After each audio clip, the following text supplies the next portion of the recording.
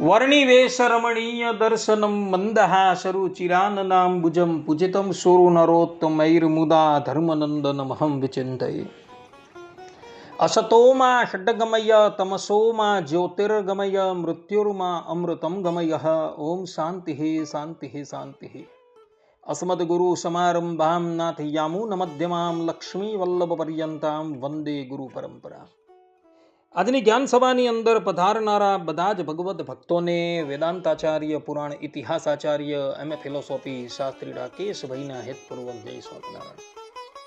ભક્તો, ગયા વખતના લાગ લગાટ 28 પ્રવચનોમાં આપણે બધા ઈશ્વર તત્વ પર વાત શ્રવણ કરી આવ્યા. હવે પછીના લાગ લગાટ 2 પ્રવચનોમાં આપણે બધા જીવાત્મા તત્વ પર વાત શ્રવણ કરશું. તો બધા જ શ્રોતાગણો ધ્યાનપૂર્વક આ પ્રવચન શ્રવણ કરે અને એને આત્મસાત કરી દે. તો વિશિષ્ટાદ્વૈતીઓ જીવાત્માની 3 કક્ષા સ્વીકારે છે: બદ્ધ, મુક્ત અને નિત્ય. મુક્ત જીવ કોને કહેવાય? તો જે સંસારની દાવાગ્નિથી અત્યંત દગ્ધ થઈ ચૂકેલો છે અને જેને આ સંસારમાંથી છૂટવાની ઈચ્છા છે, ત્યારે એ મુમુક્ષુ જીવ કોઈ સાત્વિક એવા ગુરુના ચરણનો આશ્રય કરી એ ગુરુ જે છે એને ભગવાનના ચરણની અંદર સમર્પિત કરી અને પછી એ મુમુક્ષુ જે છે એ સત્કર્મના અનુષ્ઠાનથી જ્ઞાનોત્પત્તિમાં વિરોધી એવા પ્રાચીન કર્મનો ક્ષય થતા જન્માંતર સહસ્રેષુ તપોધ્યાન સમાધિભિ નરાણામ ક્ષીણ પાપાનામ કૃષ્ણે ભક્તિર્હિ સાધ્યતે. એમાં કહ્યા પ્રમાણે બહુજન્ય સાધ્ય એવા કર્મ તથા જ્ઞાનથી ઉપજેલી તેલ ધારાવત અવિચ્છિન્ન સ્મૃતિ સંતતિ રૂપ જે ભક્તિને મૂળથી ઉપજેલી ભગવાનની પ્રસન્નતાથી સાંસારિક સમગ્ર દુરિતો નિવૃત્ત થતા પોતાના આત્મ સ્વરૂપના આવિર્ભાવને પામીને ભગવાનના દાસપણાને એક મુખ્ય ભોગ માનનારા જે છે તે મુક્ત જીવ કહેવાય છે. સંક્ષિપ્તની અંદર આપણે જોઈએ તો જે સંસાર બંધનથી છૂટી ગયેલા છે એને મુક્ત કહેવાય છે.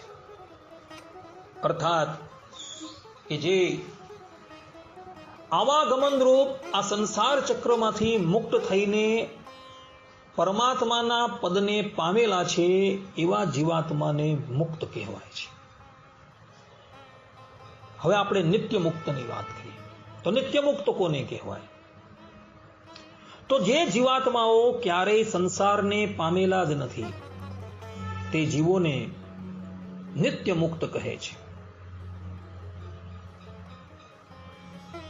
મુક્ત જે છે એ પહેલા સંસારની અંદર હતા અને પછી ભગવાનના અનુગ્રહથી, એમની કૃપા કટાક્ષથી સંસારથી મુક્ત થઈને એમના ચરણને પામેલા છે, એમના પદને પામેલા છે, એને મુક્ત કહેવાય છે.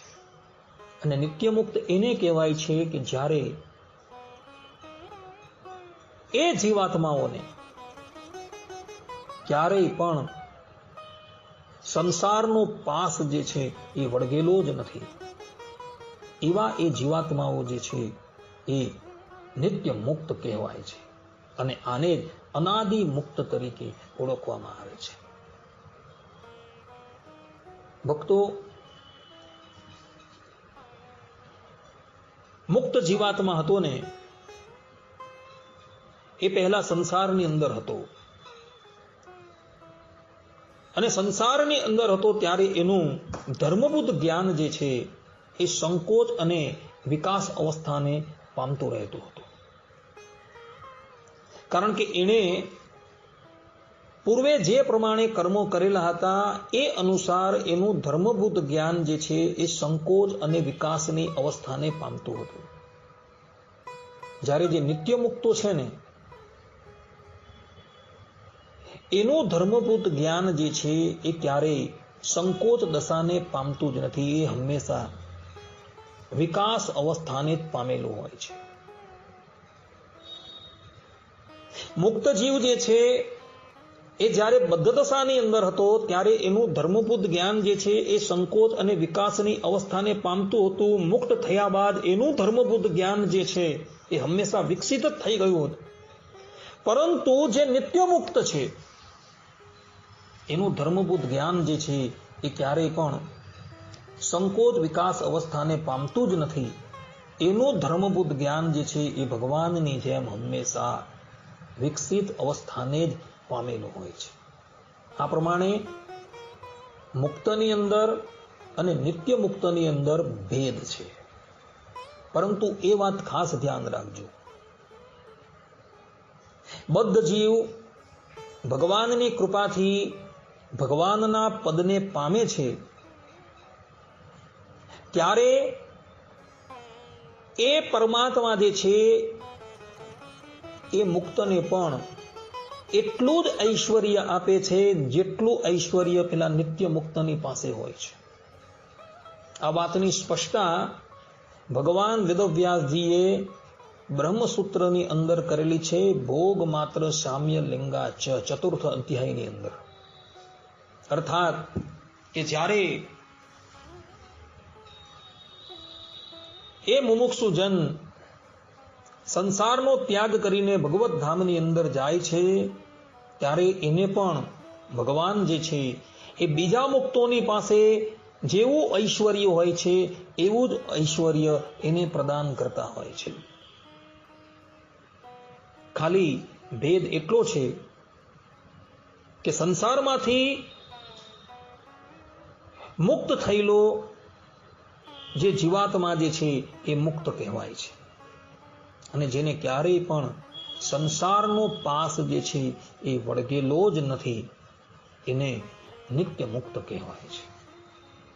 આવા નિત્ય મુક્તો જે છે એવો પણ અનંત છે, અને એની અંદર પણ શેષ છે, વિશ્વક્સેન છે, ગરુડજી છે, એ મુખ્ય છે. કોઈ વ્યક્તિ એવી શંકા કરે કે ભાઈ તમે એમ કહો છો કે જે નિત્ય મુક્ત છે જેને કદાપી સંસાર પાસ વળગેલો નથી, તો આ લીલા વિભૂતિની અંદર તો ગરુડજીનો જન્મ દેખાય છે, શેષજીનો જન્મ દેખાય છે, તેનું શું? તો એમને કહેવાનું કે ભગવાન જ્યારે ધરાતલની ઉપર અવતાર ધારણ કરે છે ને ત્યારે એ ભગવાનની લીલાની અંદર સહાય કરવાને અર્થે ભગવાનના પાર્ષદો જે છે એ પણ એમની સાથે અવતાર ધારણ કરે છે. જે પ્રમાણે પરબ્રહ્મ પરમાત્મા કોઈ માતા પિતા થકી પ્રગટ થાય છે એ જ પ્રમાણે આ નિત્ય મુક્તો જે છે એ પણ ભગવાનની લીલાની અંદર સહાય કરવાને અર્થે ભગવાનની સાથે ધરાતલની ઉપર પ્રગટ થાય છે. પરંતુ એ બધા જ નિત્ય મુક્તો જે છે એ લોકો સ્વતંત્ર છે. એઓ ભગવાનની લીલાની અંદર સહાય કરીને જ્યારે ઈચ્છા હોય ત્યારે પુનઃ ભગવાનના પદની અંદર જતા રહે છે. એ લોકોની અંદર આ વિશેષતા છે. કહેવાનું તાત્પર્ય એ કે નિત્ય મુક્તોને ક્યારેય પણ સાંસારિક પાસ જે છે એ વળગેલો નથી. એવો ભગવાનની લીલાની અંદર સહાય કરવાને અર્થે ગમે ત્યારે દેહ ધારણ કરી શકે છે, અને દેહ ત્યાગ કરીને એવો પુનઃ પરમાત્માના ધામની અંદર જતા રહે છે. નિત્ય મુક્ત છે તેઓનું ધર્મભૂત જ્ઞાન જે છે એ હંમેશા વિકસિત દશાની અંદર જ હોય છે. જ્યારે મુક્ત હોય છે એ જ્યારે પરબ્રહ્મ પરમાત્માના પદની અંદર પ્રવેશ કરે છે ત્યારે એનું ધર્મભૂત જ્ઞાન જે છે એ વિકસિત દશાને પામેલું હોય છે. પરંતુ એ મુક્ત જે છે એ જ્યારે બદ્ધ હતો ત્યારે તો એનું ધર્મભૂત જ્ઞાન જે છે એ સંકોચ અને વિકાસ અવસ્થાને પ્રાપ્ત થતું રહે છે. આ પ્રમાણે ભક્તો મુક્તની અંદર અને નિત્ય મુક્તની અંદર ભેદ બતલાવવામાં આવેલો છે. પરંતુ જ્યારે પણ બદ્ધ જીવ ભગવાનની કૃપાથી એમના અનુગ્રહથી એમના પદને પામે છે ને ત્યારે એને ભગવાન જે છે એ ઐશ્વર્ય આપે છે. એ પણ નિત્ય મુક્તોની પાસે જે ઐશ્વર્ય હોય છે એવું જ આપે છે. ખાલી તફાવત જે છે એ આટલો છે કે નિત્ય મુક્ત જે છે એ ક્યારેય પણ સંસારને પામેલા હોતા નથી, જ્યારે મુક્ત જીવ જે છે એ પ્રારંભની અંદર સંસારની અંદર હોય છે. આટલો જ ભેદ છે. બાકી એ લોકોની અંદર કોઈ પણ જાતનો ભેદ જે છે એ રહેતો નથી. હવે આપણે બદ્ધ જીવાત્માની વાત કરીએ. ભક્તો, બદ્ધ જીવાત્માઓની અંદર પેટા ઘણા વિભાગો પડે છે. માટે આ બદ્ધ જીવાત્મા વિશે તમે એકાગ્ર મને કરીને બધી વાત શ્રવણ કરજો. બદ્ધ જીવ કોને કહેવાય? તો જે સંસારને વશ વર્તનારો હોય તેને બદ્ધ જીવ કહેવાય છે.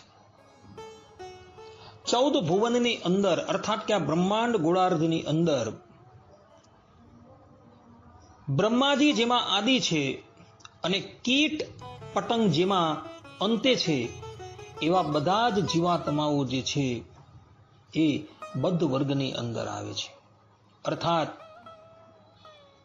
કે બ્રહ્માજીથી લઈને કીટ પર્યંતના બધા જ જીવાત્માઓ જે છે એ બદ્ધની અંદર આવે છે. આ બદ્ધ જીવ જે છે તેના પણ 2 વિભાગ છે, શાસ્ત્ર પરતંત્ર તથા શાસ્ત્ર અપરતંત્ર. યતીન્દ્રમદ દીપિકા અવતાર 8 ની અંદર શ્રીનિવાસ આચાર્ય કહે છે, તે દ્વિવિધાઃ શાસ્ત્રવશ્યાસ તદ્વશ્યાશ્ચ. અર્થાત કે જે શાસ્ત્રને વશ્ય હોય અને શાસ્ત્રને અવશ્ય હોય. જે જીવોનું જ્ઞાન ઇન્દ્રિયોને આધીન છે તે જીવ શાસ્ત્ર વશ્ય કહેવાય છે. શાસ્ત્ર વશ્ય જીવ એ છે કે જેના કલ્યાણને માટે શાસ્ત્ર અનેક પ્રકારના કર્મોનું વિધાન કરે છે. અર્થાત શાસ્ત્રોએ જે પ્રમાણેના કર્મોનું વિધાન કરેલું હોય એ પ્રમાણે જે જીવાત્મા પોતાનું જીવન વ્યતીત કરતો હોય તેને શાસ્ત્ર વશ્ય જીવાત્મા કહેવામાં આવે છે. અર્થાત કે શાસ્ત્ર પરતંત્ર જીવાત્મા કહેવામાં આવે છે. અને એની અંદર દેવ અને મનુષ્ય આવે છે. હવે શાસ્ત્ર અપરતંત્ર જીવ કોણ છે? તો જેના માથા પર શાસ્ત્રની કોઈ પણ જાતની અમાન્યતા છે નહીં, એવા કોટીના જીવાત્માઓ જે છે એ શાસ્ત્ર અપરતંત્ર જીવાત્મા છે. જેમ કે કીટ છે, સ્થાવર છે, પશુઓ છે, પક્ષીઓ છે, જેના પર શાસ્ત્રનું શાસન ચાલતું નથી. તો આવા બધા જીવાત્માઓ જે છે એવો શાસ્ત્ર અપરતંત્ર જીવાત્માની અંદર ગણના પામે છે. તમે જોજો, પશુ હોય ને, પશુ,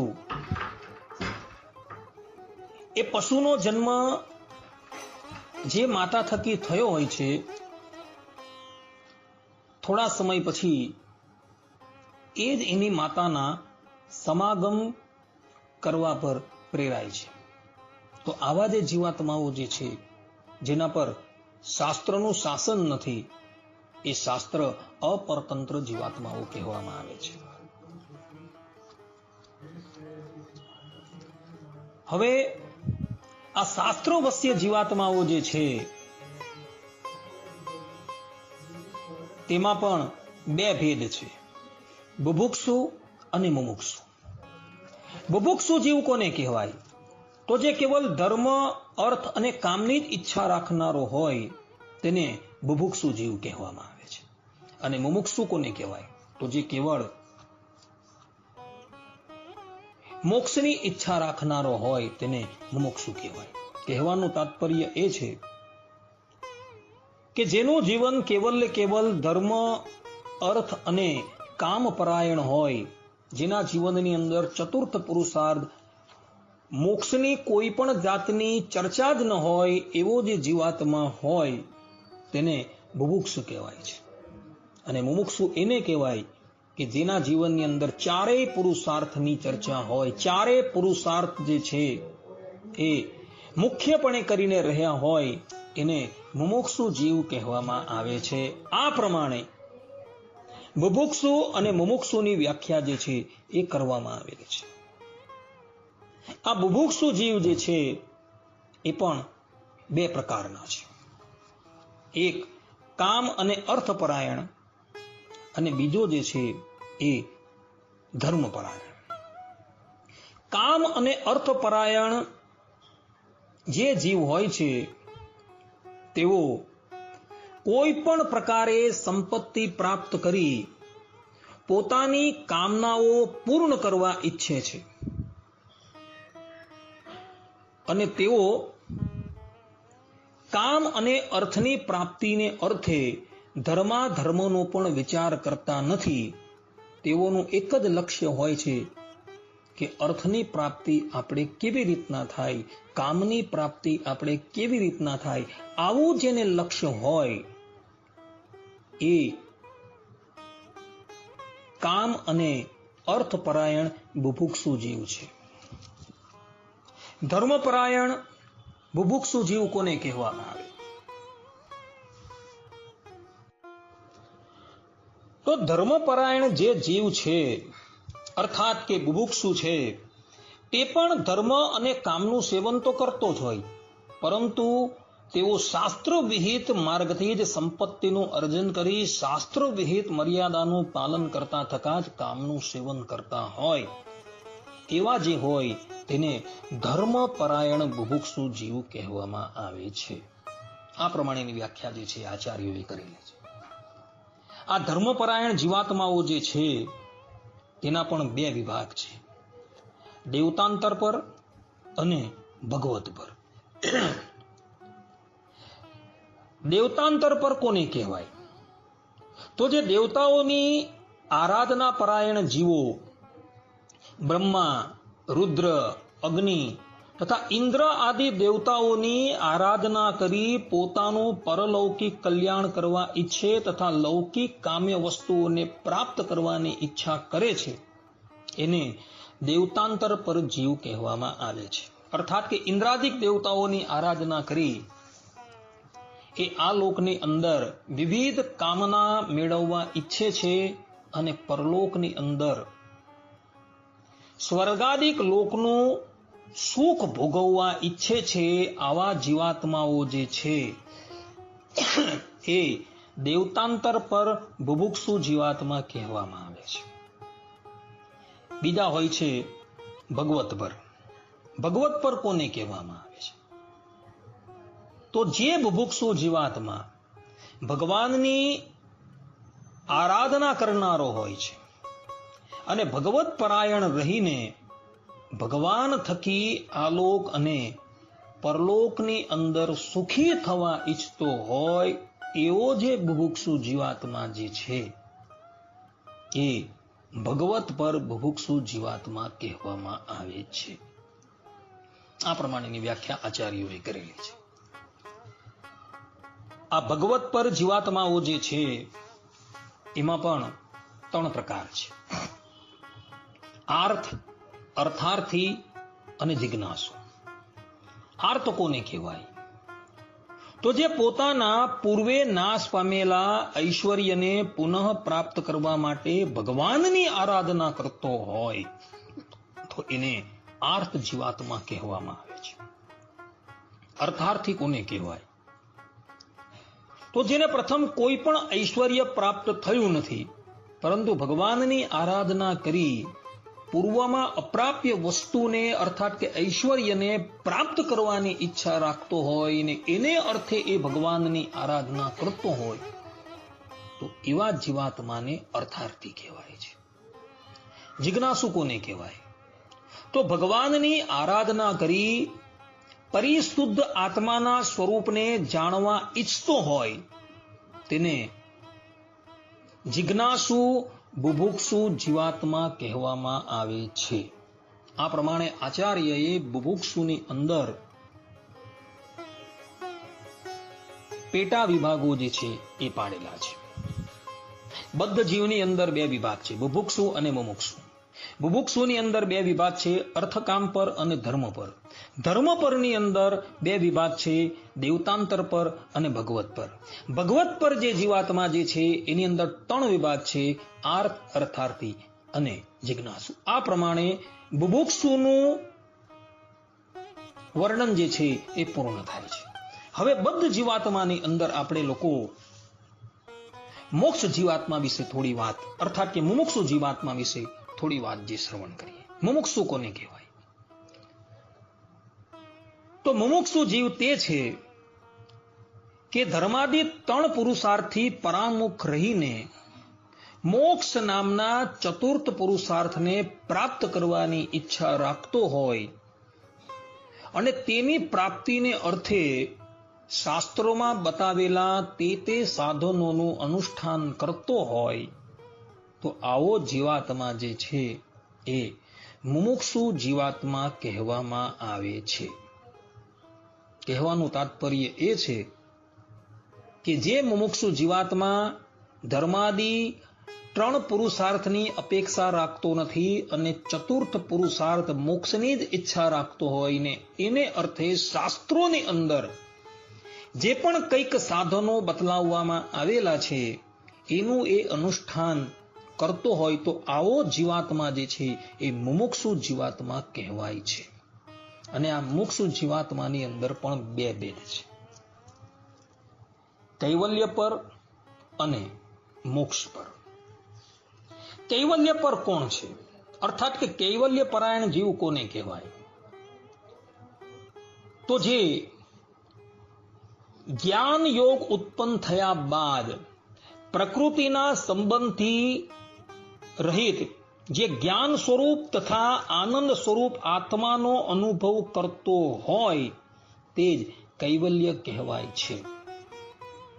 અર્થાત કે જે કેવલ આત્માના અનુભવ પરાયણ હોય ને અને દેહાંતે અક્ષર બ્રહ્મના તેજની અંદર જે લીન થવા માંગતો હોય એવો જે જીવાત્મા જે છે એ કૈવલ્ય પરાયણ જીવાત્મા કહેવાય છે. હવે મોક્ષ પરાયણ જીવાત્માની વાત કરીએ તો મોક્ષ પરાયણ જીવાત્મા કોણ છે? તો જે કેવલ દેહ ત્યાગ પછી ભગવત ધામની અંદર જઈને ભગવાનની સેવાની ઈચ્છા રાખતો હોય એ મોક્ષ પરાયણ જીવાત્મા કહેવામાં આવે છે. ભક્તો ધ્યાનથી વાત શ્રવણ કરજો. મુમુક્ષુની અંદર બે ભેદ છે, કૈવલ્ય પર અને મોક્ષ પર. કૈવલ્ય પર જીવાત્મા જે છે એ ભગવાનની આરાધના કરતો હોય છે, પરંતુ એના મનની અંદર કેવલ પોતાના આત્માના દર્શનની ઈચ્છા હોય છે અને એને અર્થે એ ભગવાનને પણ સાધન બનાવીને એ આત્મદર્શનની ઈચ્છા રાખતો હોય છે. અને જ્યારે એને આત્મદર્શન થઈ જાય પછી એ ભગવાનનો ત્યાગ કરી દે અને શુદ્ધ આત્માના અનુભવ પર એ રહી અને દેહાંતે એ અક્ષર બ્રહ્મના તેજની અંદર લીન થઈ જાય. તો આવો જે જીવાત્મા જે છે એ કૈવલ્ય પરાયણ જીવાત્મા છે. અને જે મોક્ષ પર જીવાત્મા જે છે એ તો ભગવાનની આરાધના કરી દેહાંતે ભગવત ધામમાં જઈ ભગવાનની સેવાની ઈચ્છા રાખતો હોય એવો જે જીવાત્મા જે છે એ મોક્ષ પરાયણ જીવાત્મા કહેવાય છે. આ મોક્ષ પરાયણ જીવાત્મા જે છે એના પણ બે વિભાગ છે, ભક્ત અને પ્રપન્ન. ભક્ત જીવ કોને કહેવાય? તો ભક્ત જીવ તે છે જે વેદના 6 અંગો સહિત સંપૂર્ણ વેદનું અધ્યયન કર્યા બાદ પૂર્વ મીમાંસા ઉત્તર મીમાંસાનું જ્ઞાન પ્રાપ્ત કરી લીધા બાદ જેને એ નિશ્ચય થઈ ગયો છે કે ભગવાન શ્રી હરિ ત્રિવિધ ચેતનો તથા ત્રિવિધ અચેતનો, શુદ્ધ સત્વ એટલે કે નિત્ય વિભૂતિ, મિશ્ર સત્વ એટલે કે પ્રકૃતિમાં રહેલું સત્વ અને સત્વ શૂન્ય એવા કાળથી વિલક્ષણ સ્વભાવવાળા છે. તેઓ સમસ્ત ત્યાજ્ય દોષથી રહિત છે, અર્થાત કે કામ ક્રોધાદિક દોષોથી રહિત છે અને કારુણ્ય, ઔદાર્ય, સૌશલ્ય, વાત્સલ્ય ઇત્યાદિ કલ્યાણકારી ગુણોથી યુક્ત છે. તે ભગવાન શ્રી હરિની પ્રાપ્તિના સાધન રૂપ ભક્તિને અપનાવીને મોક્ષ પ્રાપ્ત કરવાની જે ઈચ્છા રાખતો હોય એને ભક્ત કહેવામાં આવે છે. કહેવાનું તાત્પર્ય એ કે જેના જીવનની અંદર ભક્તિની પ્રધાનતા હોય અને ભક્તિ દ્વારા એ પરમાત્માની પ્રાપ્તિની ઈચ્છા રાખતો હોય તો આવા જીવાત્માઓ જે છે એ ભક્ત કહેવાય છે. ભક્તો યાદ રાખજો, મોક્ષોની અંદર 2 વિભાગ છે, કૈવલ્ય પર અને મોક્ષ પર. અને મોક્ષ પરની અંદર પણ 2 વિભાગ પડે છે, ભક્ત અને પ્રપન્ન. ભક્ત જે છે એ ભક્તિરૂપી સાધન દ્વારા પરમાત્માની પ્રાપ્તિ કરવાની ઈચ્છા રાખતો હોય છે. તો આવો જે હોય તેને ભક્તિ કહેવાય. હવે પ્રપન્ન કોને કહેવાય? તો જે અકિંચન છે તથા અનન્ય ગતિ થઈ ભગવાનની શરણાગતિ કરનારો જીવાત્મા જે છે એ પ્રપન્ન જીવાત્મા છે. અકિંચન એટલે શું? તો ધર્મ, જ્ઞાન, વૈરાગ્ય અને ભક્તિ આ 4 સાધનોથી જે રહિત છે તેને અકિંચન કહેવામાં આવે છે. અને અનન્ય ગતિ એટલે શું? કે બીજો કોઈ પણ ઉપાય જેની પાસે નથી એને અનન્ય ગતિ કહેવામાં આવે છે. તો જે અકિંચન અને અનન્ય ગતિ થઈને શ્રીમદ નારાયણ ભગવાનની શરણાગતિ કરનારો જીવાત્મા હોય છે તે પ્રપન્ન જીવ કહેવાય છે. આ પ્રપન્ન જીવની અંદર પણ 2 વિભાગ છે, ત્રિવર્ગ પરાયણ અને મોક્ષ પરાયણ. શ્રીનિવાસ આચાર્ય યતિન્દ્ર મત દીપિકા અવતાર 8 ની અંદર કહે છે, દ્વિવિધ ત્રિવિધ ત્રૈવર્ગિક પરામોક્ષ પરશ્ચેતિ. અર્થાત કે જે જીવ ભગવાનની ઉપાસના કરી તેઓ થકી ધર્મ, અર્થ, કામ આ 3 પુરુષાર્થને ઈચ્છે તે ત્રિવર્ગ પરાયણ પ્રપન્ન ભક્ત કહેવાય છે. મોક્ષ પરાયણ પ્રપન્ન જીવ તો સત્સંગ દ્વારા નિત્ય અનિત્ય વસ્તુ વિવેકને પ્રાપ્ત કરી સંસાર થકી વિરક્ત થઈ જાય છે. ફલતઃ વૈરાગ્ય ઉત્પન્ન થઈ જવાથી તેનામાં મોક્ષને પ્રાપ્ત કરવાની પ્રબળ ઈચ્છા ઉત્પન્ન થઈ જાય છે. ત્યારે તે મોક્ષને પ્રાપ્ત કરવા વૈદિક આચાર્યનો આશ્રય કરીને તેમના દ્વારા ભગવાનની શરણાગતિ કરે છે. વેદોમાં વર્ણિત ભક્તિ આદિ વિભિન્ન ઉપાયોમાં અસમર્થ હોવાને કારણે અકિંચન તથા અનન્ય ગતિ થઈને તે ભગવાન શ્રીમદ નારાયણના ચરણારવિંદરને જ મોક્ષ પ્રાપ્ત કરવાને અર્થે સાધન રૂપમાં જે અપનાવે છે તેને મોક્ષ પરાયણ પ્રપન્ન જીવાત્મા કહે છે. કહેવાનું તાત્પર્ય એ છે કે જે વૈદિક આચાર્યનો આશ્રય કરી શ્રીમન નારાયણ ભગવાનના ચરણાર વિંદરને જ મોક્ષ પ્રાપ્તિ કરવાના ઉપાયપણે જે અપનાવતો હોય તેને મોક્ષ પરાયણ પ્રપન્ન જીવાત્મા કહેવામાં આવે છે. આ પ્રપન્ન જીવ જે છે તેના પણ બે વિભાગ છે, એકાંતિક અને પરમ એકાંતિક. યતીન્દ્ર મત દીપિકા અધ્યાય 8 ની અંદર શ્રીનિવાસ આચાર્ય કહે છે પ્રપન્નો દ્વિવિધ એકાંતી પરમ એકાંતી. એકાંતી કોને કહેવાય?